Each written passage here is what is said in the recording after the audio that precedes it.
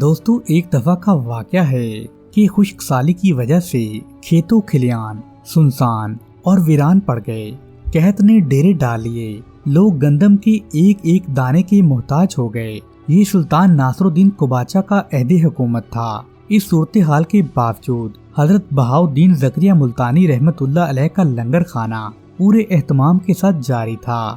آپ کے ذخیرہ خانہ میں اللہ سبحانہ و تعالیٰ کے فضل و کرم سے کافی مقدار میں گندم موجود تھی۔ چنانچہ ناصر الدین قباچہ نے آپ سے گندم کی فراہمی کی درخواست کی تو آپ نے اپنے ذخیرہ کے دروازے عوام الناس کی ضرورت پوری کرنے کے لیے کھول دیے۔ تو چنانچہ سلطان ناصر الدین قباچہ نے آپ کی خدمت میں گندم کے حصول کے لیے اپنے کچھ ملازمین کو بھیجا تو آپ نے ان کی طلب کے مطابق انہیں ذخیرہ خانے سے گندم لے جانے کی اجازت دے ڈالی۔ دوستو سلطان ناصر الدین قباچہ کے یہ ملازمین جب گندم کے بورے لے کر پہنچے تو انہیں معلوم ہوا کہ گندم کے ساتھ چاندی کے سکوں سے بھرے ہوئے 7 بڑے کوزے بھی موجود ہیں۔ انہوں نے اس بات کی اطلاع سلطان ناصر الدین قباچہ کو دی تو اس نے فوری طور پر حکم دیا کہ گندم رکھ لی جائے، جبکہ چاندی کے سکوں کے کوزے واپس حضرت بہاؤالدین زکریا رحمت اللہ علیہ کے پاس روانہ کیے جائیں۔ دوستو جب سلطان ناصر الدین کے ملازمین سکوں کے کوزے لے کر حضرت بہاؤالدین کی خدمت میں حاضر ہوئے تو آپ نے انہیں دیکھتے ہی فرمایا کہ ہمیں علم ہے کہ تم لوگ کیا چیز لائے ہو اور کس لیے لائے ہو۔ یہ چاندی کے سکوں سے بھرے ہوئے کوزے ہمارے علم میں تھے اور ہم نے دانستہ طور پر انہیں گندم کے ساتھ ہی بھجوایا تھا تاکہ عوام الناس کی فوز و فلاح کے لیے ان کو استعمال میں لایا جا سکے۔ انہیں واپس لے جاؤ اور ناصر الدین قباچہ سے کہہ دو کہ وہ انہیں لوگوں کی ضرورتیں پوری کرنے کے کام لائے۔ دوستو قطب الدین ایبک کی وفات کے بعد جیسے ہی شمس الدین تمش حکمران سلطنت ہوا تو سلطان ناصر الدین قباچہ نے موقع سے فائدہ اٹھاتے ہوئے خود مختاری کا اعلان کر دیا، مگر حضرت بہاؤالدین زکریا نے ناصر الدین قباچہ کے اس منصوبے پر سخت برہمی کا اظہار کیا۔ آپ نے اسے بار بار سمجھایا مگر وہ اپنے ارادے سے باز نہیں آیا۔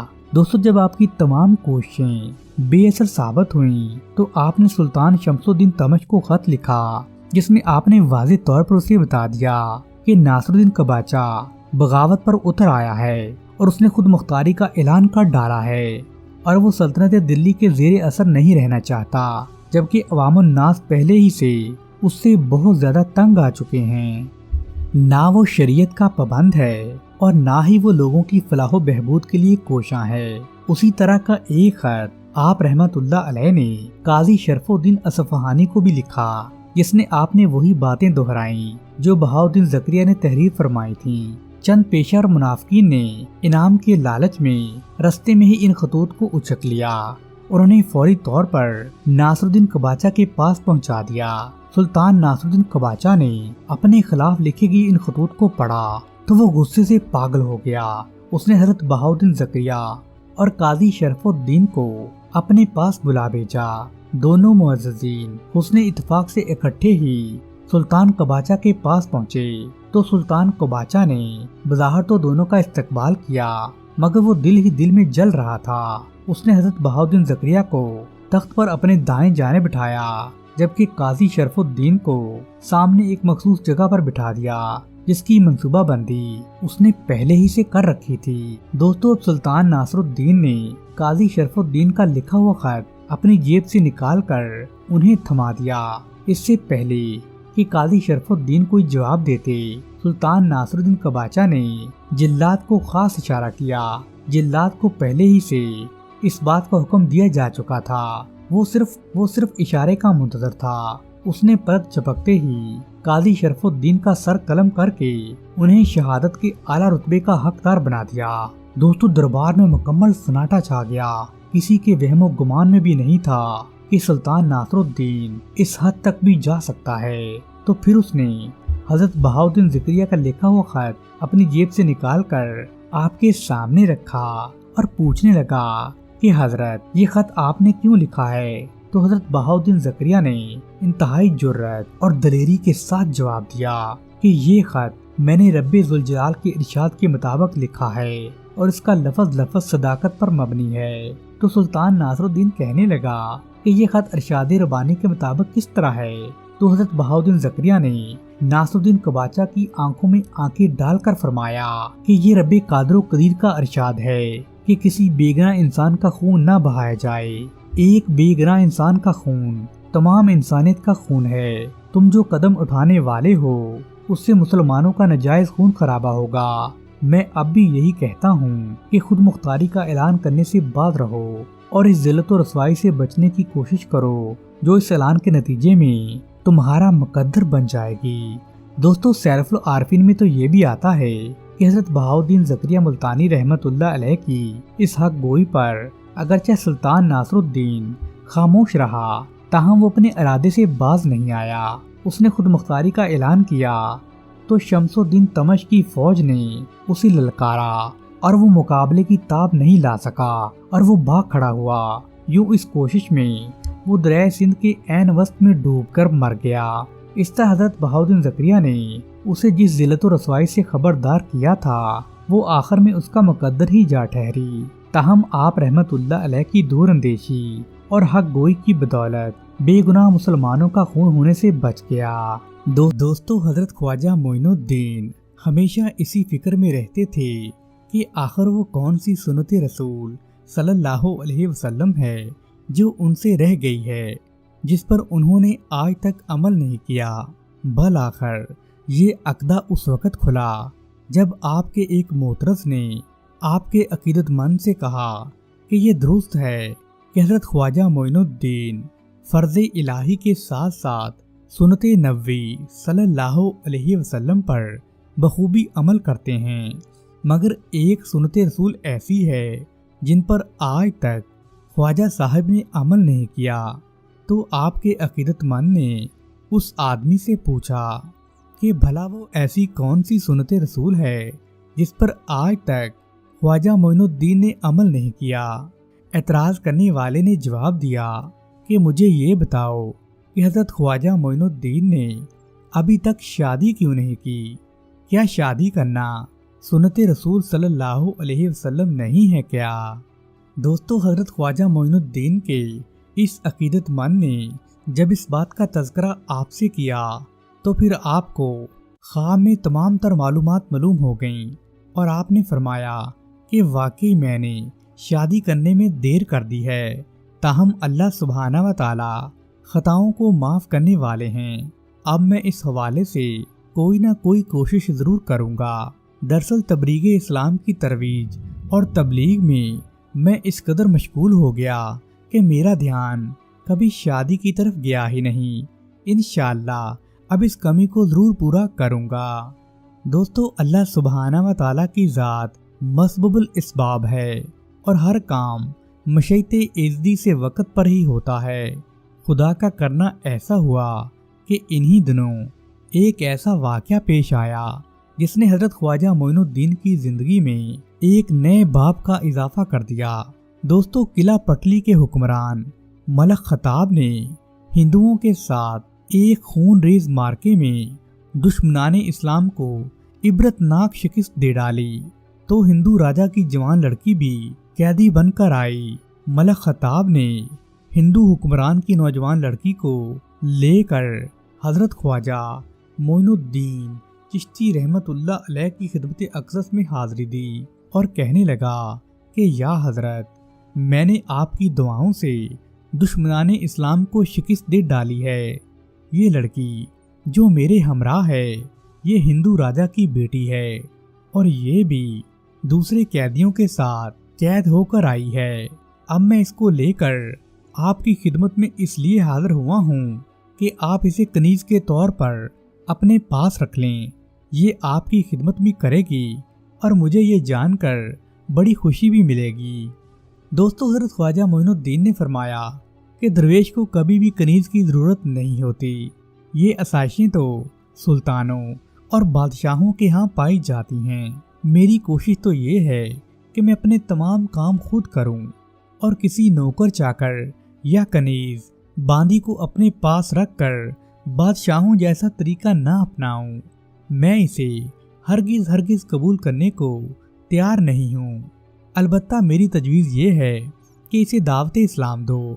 اگر یہ اپنی خوشی اور رضا سے بغیر کسی دباؤ کے اسلام قبول کر لے تو اس کی شادی اپنی فوج کے کسی سپہ سالار سے کرا دو۔ یہ لاچار اور مجبور عورت ہے، اور پھر یہ کہ جوان بھی ہے، اپنا نفع نقصان اچھی طرح سمجھتی ہے۔ اس کا اختیار اس سے مت چھینو، یہ جہاں جانا چاہے اسے جانے کی اجازت دے دو، اسے زبردستی کسی کی کنیز نہ بناؤ۔ اسلام زبردستی سے منع کرتا ہے۔ اگر یہ قیدی بن کر آ ہی گئی ہے تو اس کے ساتھ ایسا حسن سلوک کرو اور ایسے حسن اخلاق سے پیش آؤ کہ یہ اسلام کو بہترین مذہب تسلیم کرنے پر مجبور ہو جائے۔ اسے مکمل طور پر آزاد کر ڈالو، اس کی قید ختم کر دو۔ یہ ایک جوان لڑکی ہے، کوئی جنگجو مخالف سردار نہیں کہ اسے قیدی بنائے رکھو۔ اس جنگ میں اس کا کوئی عمل دخل نہیں تھا، اس کا قصور محض اتنا ہے کہ یہ ہندو حکمران کی بیٹی ہے جو تم سے لڑنا چاہتا تھا۔ جب تم اسے آزاد کر دو گے تو جس طرف یہ جانا چاہے گی چلی جائے گی، تم اس پر اپنی مرضی قطعی طور پر مسلط نہ کرو۔ دوستو، ملک خطاب نے حضرت خواجہ معین الدین کی ہدایت اور نصیحت پر اس ہندو حکمران کی بیٹی کو آزاد کرنے کا فیصلہ کر لیا۔ اس نے اسی وقت لڑکی سے کہا کہ تم جہاں جانا چاہو جا سکتی ہو، میری طرف سے تمہیں مکمل آزادی ہے۔ تمہیں اگر سواری کی سہولت چاہیے تو میں وہ بھی تمہیں فراہم کرنے کو تیار ہوں۔ ہاں تو اب بتاؤ تم کہاں جانا چاہتی ہو؟ مگر دوستو، ہندو راجا کی بیٹی نے انتہائی غیر متوقع جواب دیا، جس سے وہاں پر موجود تمام لوگ حیران و پریشان رہ گئے۔ اس نے برجستہ کہا کہ اب میں کہیں نہیں جاؤں گی، اب میں یہیں رہوں گی۔ حضرت خواجہ معین الدین نے اس لڑکی کو بہت سمجھایا کہ اب تم آزاد ہو چکی ہو، اپنی آزادی کا فائدہ اٹھاؤ اور جس جگہ جانا چاہتی ہو چلی جاؤ، وہاں تمہیں پہنچا دیا جائے گا۔ مگر دوستو، ہندو لڑکی نے کہا کہ یا حضرت، آپ نے خود ہی تو فرمایا ہے کہ میں اب اپنی مرضی اور منشا سے آزاد ہوں۔ جب آپ نے مجھے میری مرضی پر چھوڑ دیا ہے تو میں اپنی مرضی ہی سے یہ چاہتی ہوں کہ مسلمان ہو کر اپنی باقی ماندہ زندگی آپ کی خدمت عالیہ میں گزار دوں۔ کیا اب آپ مجھے میری مرضی نہیں کرنے دیں گے؟ تو حضرت خواجہ معین الدین فرمانے لگے کہ اگر تمہاری مرضی یہی ہے تو بہت اچھی بات ہے، ہم ابھی تمہیں مسلمان کیے دیتے ہیں، تم وضو بنا کر آؤ، ہم تمہیں کلمہ شہادت پڑھاتے ہیں۔ دوستو، ایک مسلمان خاتون سے کہا گیا کہ اسے وضو کرائے۔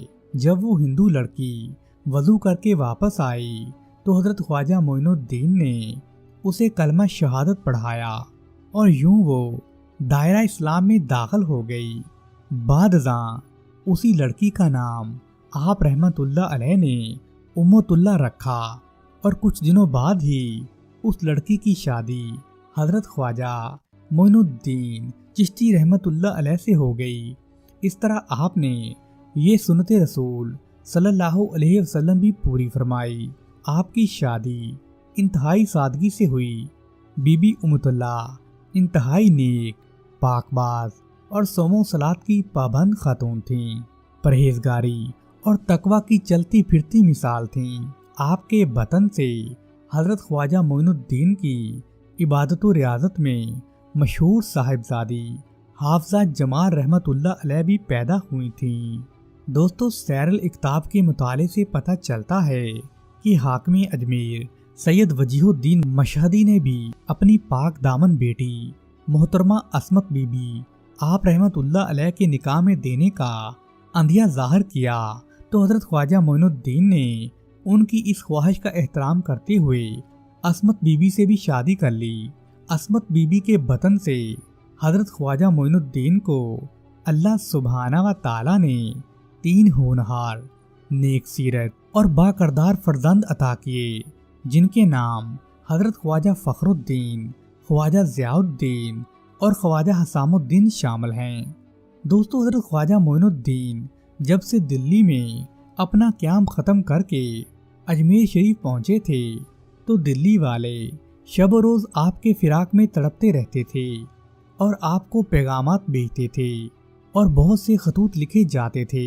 आपके बाद अकीदतमंद तो आपके साथ ही दिल्ली छोड़कर अजमेर शरीफ में भी आ बसे थे, मगर एक कसीर तादाद ऐसे अकीदतमंदों की थी जो दिल्ली में क़याम पजीर थे, मगर लम्हा ब लम्हा वो आपकी दूरी का दर्द महसूस करते रहते थे। अक्सर वो इन दिनों को याद करते थे जब आप दिल्ली में रहते थे और खिदमत दीन खलक में मसरूफ़ अमल थे। दोस्तों, दिल्ली में आपके मुरीदैन, अकीदतमंद और इरादतमंदों ने आपकी गैर मौजूदगी में आपका मिशन जारी रखा और गाहे बगाहे अजमेर शरीफ में वो आपकी खिदमत में हाजिरी देकर हदायत लेते रहते थे। दोस्तों, जब सुल्तान शमसुद्दीन शमस को मालूम हुआ कि हज़रत ख्वाजा मोइनुद्दीन दिल्ली वापस तशरीफ़ ले आए हैं, तो वो आपके पास इंतहाई आजिज़ी और इनकिसारी के साथ पेश हुआ। वो आपके लिए तोहफ़ भी लेकर आया था। आपने वो तोहफ़ फौरी तौर पर गुरबा और मसाकीन में तकसीम कर दिए। फिर सुल्तान शमसुद्दीन तमश ने आपसे दरख्वास्त की कि आप किसी रोज़ बरकत की खातर दरबार शाही में आएं, मगर हज़रत ख्वाजा मोइनुद्दीन ने फरमाया कि दरवेशों को सुल्तानों से राब्ता रखने की क्या ज़रूरत है। इस पर सुल्तान शमसुद्दीन कहने लगा कि या हज़रत, आपको याद होगा कि एक दफ़ा आपने, जबकि मैं एक नौजवान सिपाही था, मुझे देखकर फरमाया था कि मैं एक दिन सुल्तान बनूंगा। मैं वही नौजवान हूँ और आपकी पेशगोई बिल्कुल दुरुस्त साबित हुई है। तो हज़रत ख्वाजा मोइनुद्दीन कहने लगे कि वो बात रब ताला ने हम पर ज़ाहिर कर दी थी तो हमने बता दी, वरना गैब का इल्म तो सिर्फ़ और सिर्फ अल्लाह सुब्हाना व ताला की ज़ात ही जानती है। उसके बाद सुल्तानुद्दीन शमस ने अर्ज़ की कि या हज़रत, मुझे कोई नसीहत फरमाइए जिस पर अमल करके मैं दीनों दुनिया की फलाह बहबूद हासिल कर सकूं। तो ख्वाजा मोइनुद्दीन कहने लगे कि तमश, याद रखो, जब रब्बे कादर कदीर किसी पर अपना करम और लुत्फ़ो इनायत करना चाहते हैं तो उसके लिए जवाब तलाश नहीं करते। अल्लाह सुब्हाना व ताला चाहें तो गुनाहगारों और खताकारों की इल्तिजाएं सुन लें और उन्हें कबूलियत अता फरमा दें, और अगर ना चाहें तो परहेजगारों, इबादत गुजारों की दुआएं भी खातर में नहीं लाते। किसी भी बादशाह के लिए लाजम है कि वो गरूर और सरकशी पर ना उतर आए। इक़्तिदार का नशा फ़ख्र बड़ाई पैदा करने की बजाय आजिज़ी और इनकिसारी पैदा करे तो उसी वक़्त इक़्तिदार को दवाम हासिल होता है, वरना साए ढलते और सूरज गुरूब होने में कहाँ देर लगती है। दुनिया की हर चीज़ फ़ानी है, बाकी रहने वाली सिर्फ और सिर्फ अल्लाह ताला की ज़ात है जो तमाम जहानों की खालिको मालिक है। तमाम इज़्ज़तें और रिफ़तें उसी ज़ाते बारी ताला के हाथ में हैं। किसी के इख्तियार में कुछ भी नहीं है। इख्तियार और इक़्तिदार का मालिक अल्लाह पाक है। अगर तुमने इन हकीकतों पर गौर किया तो फिर तुम कामयाब व बामुराद हो जाओगे। अल-तमश, तुम खुद सोचो कि तुम गुलाम थे, फिर अल्लाह सुब्हाना व ताला ने तुम्हें बादशाह दिल्ली बना दिया। गुलामों को बादशाह और बादशाहों को गुलाम बनाने वाली सिर्फ अल्लाह पाक की ज़ात है। जिस तरह रब ताला ने तुम्हें गुलाम से बादशाह बनाया है, इसी तरह वो फिर तुम्हें बादशाह से गुलाम बना सकते हैं। वो हर चीज़ पर कादिर हैं। इसलिए हमेशा अवाम की फलाह का ख्याल रखो। इशाते दीन में बढ़ चढ़ कर हिस्सा लो। अदलो इंसाफ के साथ काम लो। अल्लाह सुब्हाना व ताला तुम्हें कभी भी नाकाम नहीं करेंगे। दोस्तों, सुल्तान शमसुद्दीन ने बड़े गौर से हज़रत ख्वाजा मोइनुद्दीन की नसीहत आमोज़ बातें सुनी। फिर उसने धीमी आवाज़ में कहा कि हज़रत, आपने जो कुछ फरमाया वो बिल्कुल सच है। मैं वाकई गुलाम था। मेरे हकीकी भाइयों ने मेरे बाप से जुदा करके मुझे एक सौदागर के हाथ चंद पैसों के इवज़ बेच दिया था। उस सौदागर ने مجھے ایک اور تاجر کے پاس بیچا۔ یوں کئی تاجروں کے پاس بکتا بکاتا رہا اور آخر کار مجھے قطب الدین ایبک نے خرید لیا۔ اس نے مجھ سے متاثر ہو کر اور میری خوبیوں کے اعتراف میں اپنی ایک بیٹی میرے نکاح میں دے دی۔ کیونکہ میں نسلی طور پر غلام نہیں تھا بلکہ ترکوں کے ایک قبیلے کے سردار کا بیٹا تھا اور میرے والد مجھ سے بہت پیار کرتے تھے۔ بھائیوں نے حسد میں آ کر مجھے باپ سے علیحدہ کر دیا۔ یوں سمجھ لیجئے کہ میرا قصہ بھی حضرت یوسف علیہ السلام سے کچھ ملتا جلتا ہے۔ اور پھر جب قطب الدین ایبک کا انتقال ہوا تو اللہ سبحانہ و تعالیٰ نے ہندوستان کا تخت میرے حوالے کر ڈالا۔ میں اپنے آپ کو بادشاہ نہیں سمجھتا بلکہ میں عوام کا خادم ہوں۔ آپ میرے حق میں دعا کیجئے کہ اللہ سبحانہ و تعالیٰ مجھے خدمت خلق اور خدمت دین کا موقع عطا فرمائیں۔ جس رب کریم نے مجھے غلام سے بادشاہ بنایا ہے، آپ دعا کیجئے کہ میں اسی ذات پاک کا قانون زمین پر نافذ کر سکوں۔ میں اپنے نفس کے شر سے محفوظ رہوں اور رعایا میرے شر سے محفوظ رہے۔ شیطان اگر مجھے شر پر اکسائے تو رب تعالیٰ کی ذات مجھے شیطان سے پناہ دے اور میرے شر کو خیر سے بدل ڈالے۔ دوستو، حضرت خواجہ معین الدین نے فرمایا کہ التمش، یاد رکھو تم اپنی عاجزی، انکساری اور خدا ترسی اور عوام الناس کے ساتھ بھلائی کی وجہ سے شروع سے ہی اللہ سبحانہ و تعالیٰ کے نیک بندوں کی دعاؤں میں رہے ہو۔ مگر یہ ذہن میں رکھو کہ اللہ سبحانہ و تعالیٰ کسی سے کچھ لے کر اسے آزماتے ہیں تو کسی کو کچھ دے کر آزماتے ہیں۔ یہ بادشاہت بھی خدا کی دین ہے اور تمہارے لیے یہ بہت بڑی آزمائش ہے۔ ہم رب تعالیٰ سے دعاگو ہیں کہ وہ تمہیں اس آزمائش میں کامیاب و کامران فرمائیں، اور ہماری تمام تر دعائیں اور نیک تمنائیں تمہارے ساتھ ہیں۔ تم جہاں جاؤ گے اور جو بھی کام کرو گے وہ نیک اور درست ہوگا، اور اللہ سبحانہ و تعالیٰ تمہیں ہمیشہ بامراد کریں گے۔ دعائیں لینے کے بعد سلطان شمس الدین نے حضرت خواجہ معین الدین سے رخصت مانگی تو خواجہ صاحب نے آپ کو خوشی خوشی اجازت دے دی۔ دوستو، در خواجہ معین الدین کے لبوں سے جو بھی دعا نکلی وہ سیدھی عرش الہی پر پہنچی اور اسے قبولیت کا شرف حاصل ہوا۔ یہی وجہ ہے کہ سلطان شمس الدین تمش ایک سلطان نہیں بلکہ ایک درویش تھا۔ وہ حضرت خواجہ معین الدین کے خلیفہ اکبر حضرت خواجہ بختیار کاکی رحمت اللہ علیہ کے پاس بھی اکثر حاضری دیتا رہتا تھا اور گھنٹوں آپ کی صحبت میں بیٹھ کر فیوز و برکات سمیٹتا رہتا تھا۔ بعض مورخین نے تو یہ بھی روایت کیا ہے کہ حضرت خواجہ بختیار کاکی نے سلطان شمس الدین کو خرقہ خلافت بھی عطا فرمایا تھا۔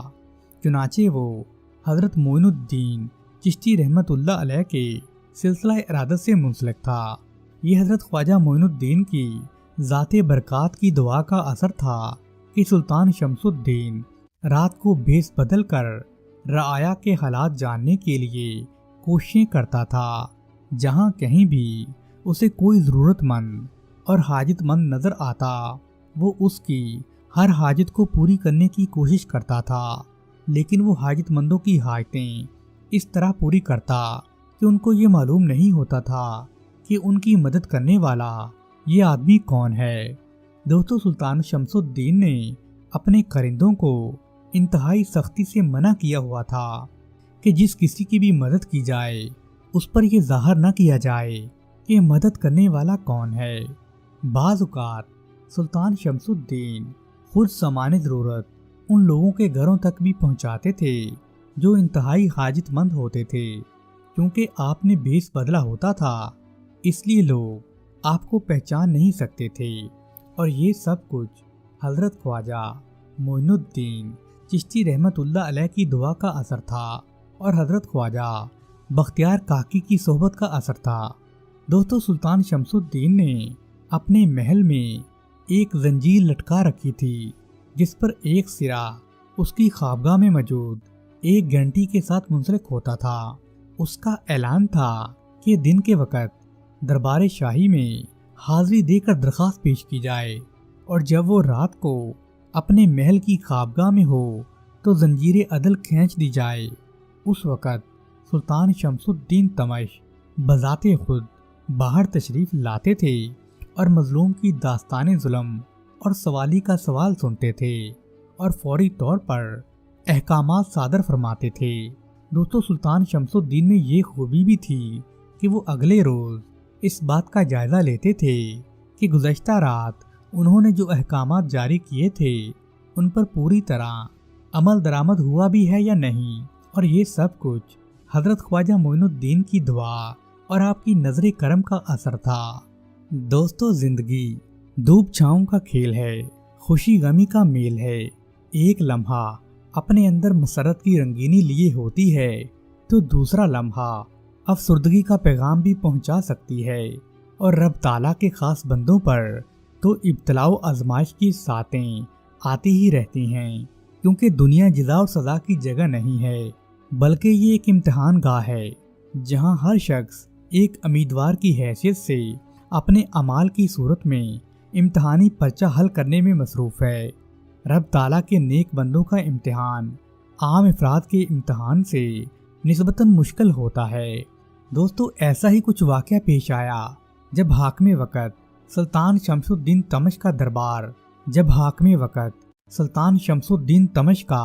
दरबार शाही भी मुकर्ररा वक़्त पर लगा था।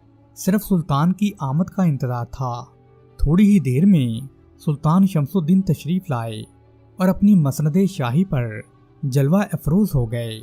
मामूल के मुताबिक दरबार शाही मुसाहिबीन, वज़रा, मशीरान और अवामुन नास से भरा हुआ था। जैसे ही दरबार शाही की कार्रवाई का आगाज़ हुआ तो देखने वालों ने देखा कि एक खूबसूरत और नौजवान लड़की दौड़ती हुई आई और सुल्तान के सामने जा पहुंची। वो जोर जोर से रो रही थी, चीखें मार रही थी, चिल्ला रही थी और आंसू भरी आंखों से ये कह रही थी कि बादशाह सलामत, मेरे साथ इंसाफ किया जाए। मैं एक मजलूम औरत हूँ, मेरे साथ बहुत बड़ी ज्यादती हुई है। आप जैसे इंसाफ पसंद और गरीब परवर बादशाह के अहद हुकूमत में ऐसी ज्यादती होना नाकाबिले फहम बात है। दोस्तों, जैसे ही उस लड़की की जोरदार आवाज ने फिजा में इर्ताश पैदा किया तो दरबार शाही में मौजूद हर आदमी उसकी तरफ मुतवज्जे हो गया। हर शख्स की जिंदगी का जो कि वहाँ मौजूद था ये एक अनोखा और अजीब वाक़या था।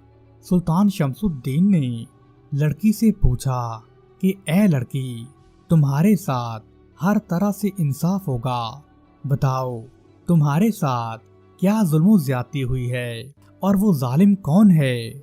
दोस्तों, लड़की कहने लगी कि सुल्तान आज़म, आप मुझसे जालिम का नाम तो पूछ रहे हैं और जुल्म ज्यादती बयान करने को भी कह रहे हैं, मगर मुझे अंदेशा है कि आप उस आदमी का नाम सुनना पसंद नहीं करेंगे और ना ही आपको मेरी बात पर यकीन आएगा, बल्कि मुझे तो ऐसे लगता है कि आप उस जालिम शख्स को जालिम मानने से ही इनकार कर देंगे। मुझे इसकी यकीन दहानी कराई जाए कि जब मैं उसका नाम लूंगी तो आप किसी रायत और लिहाज के बगैर उसे हर हाल में सजा दिलवाएंगे। दोस्तों, लड़की की ये बात सुनकर सुल्तान शमसुद्दीन तमश जोश में आ गए और उन्होंने कदरे बुलंद आवाज में कहा कि लड़की, तुमने शाही अदल को चैलेंज किया है, जबकि सल्तनत का हर आदमी गवाह है कि यहाँ किसी से इम्तियाजी सलूक नहीं किया जाता और हर आदमी को यकसा इंसाफ फराहम किया जाता है। तुम्हें अदल शाही पर मुकम्मल एतमाद करना चाहिए। जिस दिन यहाँ नाइंसाफी हुई उस दिन हम सुल्तानी व हुक्मरानी को खैरबाद कह देंगे। याद रखो कि हमारी शमशीर अदले जालिम की गर्दन से बहुत करीब है। तुम बिला धड़क उस आदमी का नाम लो जिसने तुम्हारे साथ ये जुल्म ज्यादती की है और दुनिया देखेगी کہ ہم اسے نشان عبرت بنا دیں گے، چاہے وہ کتنی ہی بڑی حیثیت کا مالک ہی کیوں نہ ہو۔ انصاف کا ترازو سب کے لیے برابر ہے۔ دوستو، لڑکی نے کہا کہ سلطان، میری گود میں اس بدقسمت و بدنصیب بچے کی طرف توجہ کیجیے۔ یہ وہ بچہ ہے جس کا باپ تو زندہ ہے، مگر یہ بچہ زندہ باپ ہونے کے باوجود یتیم ہو چکا ہے۔ میری بدبختی یہ ہے کہ میرا شوہر زندہ ہے، مگر میں اپنے شوہر کے زندہ ہونے کے باوجود بیوہ کی زندگی گزار رہی ہوں۔ آپ نے یقیناً ایسا یتیم کبھی نہیں دیکھا ہوگا اور نہ ہی ایسی بیوہ دیکھی ہوگی جس کا شوہر زندہ ہو۔ دوستو، سلطان نے کہا، تمہاری داستان تو واقعی دردناک ہے۔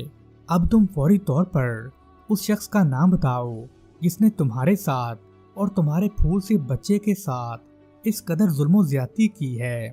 ہم ابھی اسے انصاف کے کٹہرے میں لائیں گے اور اس کے ظلم کی شرعی سزا دلوائیں گے۔ اور پھر یکایک اس لڑکی نے کہا کہ اے بادشاہ، سننے کی ہمت ہے تو پھر سن کہ میری گود میں جو بچہ ہے اس کے والد قطب الدین بختیار کاکی ہیں، جنہوں نے اب مجھے اپنی بیوی اور اس بچے کو اپنا بیٹا ماننے سے انکار کر دیا ہے۔ کیا آپ کی سلطنت میں اس ظلم کا مداوع ممکن ہے؟ سلطان معظم، کیا آپ ایسے شخص کو اس کے کیے کی سزا دے سکیں گے جس سے آپ اس قدر عقیدت و محبت رکھتے ہیں؟ اگر آپ نے ایسا کرنے کی ہمت کر لی اور مجھے انصاف مل گیا تو آپ کا نام تاریخ کے اوراق میں سنہری حروف سے لکھا جائے گا۔ لیکن اگر آپ ایسا نہ کر سکے تو نہ صرف تاریخ آپ کو معاف نہیں کرے گی بلکہ روز محشر میرا ہاتھ ہوگا اور آپ کا گریبان ہوگا۔ اے سلطان، میں سمجھتی ہوں یہ آپ کے لیے ایک مشکل مرحلہ ہے، مگر آپ نے ابھی تو خود ہی فرمایا تھا کہ شاہی عدل کسی تفریق و تمیز کے بغیر اپنی کارروائی کرے گا اور ظالم چاہے جس قدر بھی طاقتور کیوں نہ ہو اس کو اس کے کیے کی سزا ضرور ملے گی۔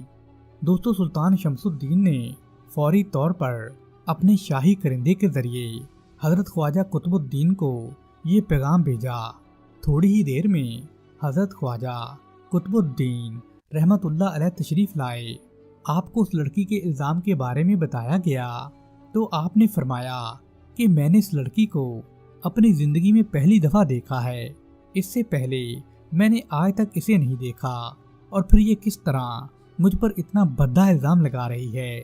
شاید اسے کوئی غلط فہمی ہوئی ہے۔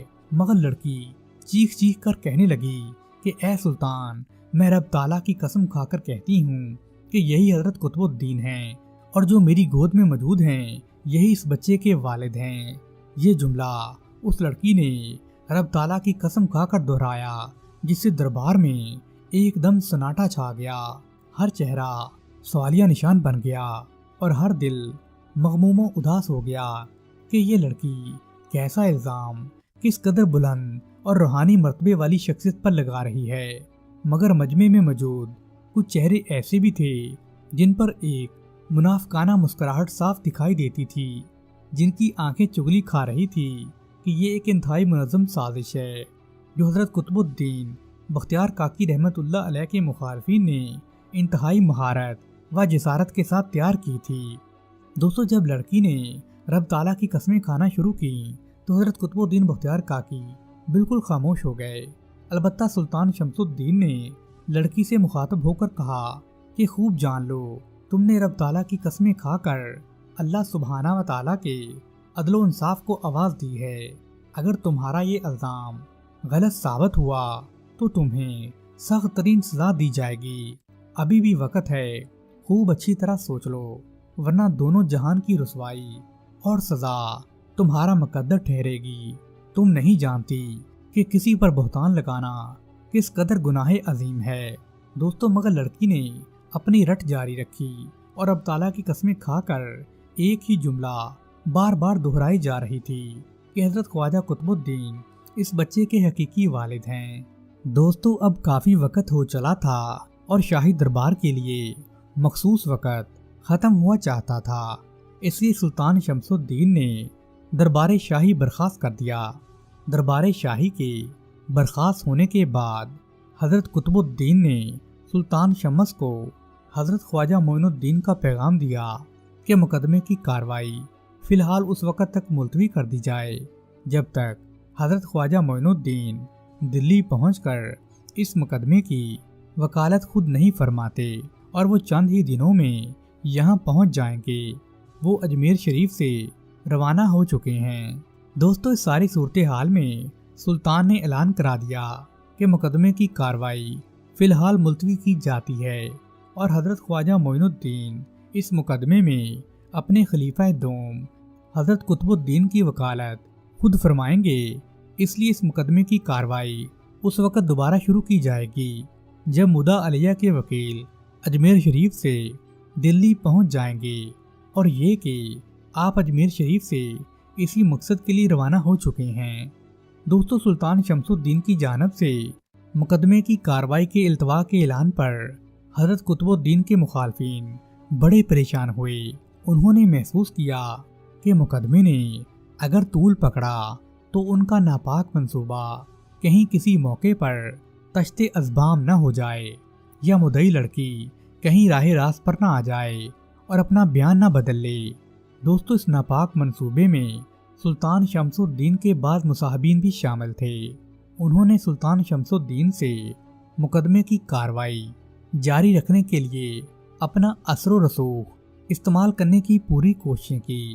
بعض صاحبان اختیار نے سلطان شمس الدین کو یہی مشورہ دیا کہ کارروائی ابھی شروع کی جائے، مگر سلطان شمس الدین نے دو ٹوک اور واضح الفاظ میں کہہ دیا کہ جب تک حضرت خواجہ معین الدین دلی تشریف نہیں لاتے، مقدمے کی کارروائی کسی صورت دوبارہ شروع نہیں کی جائے گی، کیونکہ وکیل کے بغیر کارروائی کس طرح شروع ہو سکتی ہے، جبکہ حضرت قطب الدین خود اپنی زبان سے کچھ کہنے کو تیار نہیں ہیں، اور یہ کہ ان کے پیر و مرشد اور رہبر و رہنما حضرت خواجہ معین الدین نے بھی یہی حکم دیا ہے کہ وہ خود آ کر مقدمے کی وکالت فرمائیں گے۔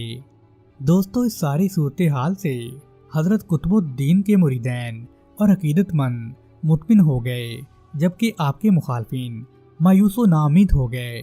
وہ یہی چاہتے تھے کہ مقدمے کی کارروائی جاری رکھتے ہوئے اس کا فوری فیصلہ کیا جائے، تاکہ وہ اپنے مذموم و ناپاک مقصد میں فوری طور پر کامیاب ہو جائیں۔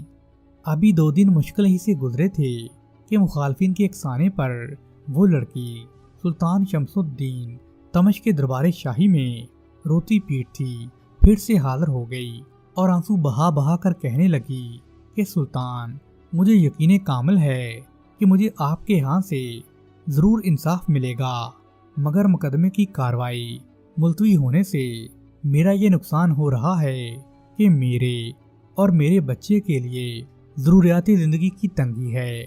ہمارا کوئی ذریعہ معاش نہیں ہے۔ بچے کا باپ اسے اپنا بیٹا تسلیم کرنے کو بالکل بھی تیار نہیں ہے، اور نہ ہی مجھے وہ اپنی بیوی ماننے پر راضی ہے۔